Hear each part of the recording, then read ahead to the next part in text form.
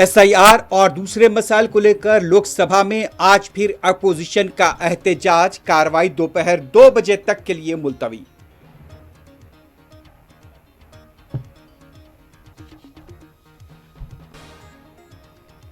झारखंड के साबिक वजीर आला शिबू सोरेन चल बसे।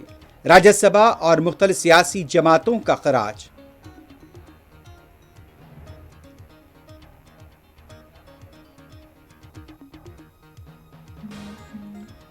अपोजिशन को दस्तूरी इदारों पर भरोसा नहीं, मरकजी वजीर प्रहलाद जोशी का इल्जाम।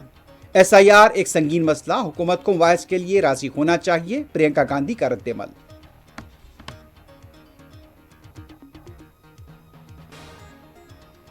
उत्तर प्रदेश के कई इलाके सैलाब की जद में, अवाम घरों में महसूर। उत्तराखंड में ऑरेंज अलर्ट जारी।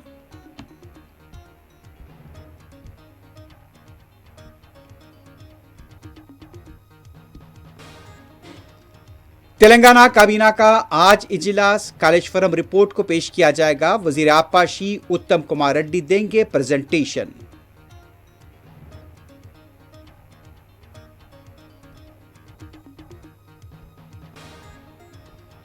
यमन के साहिल पर पनाह गजीनों की कश्ती डूब गई। 70 से ज्यादा हलाक, लापता अफराद की तलाश जारी।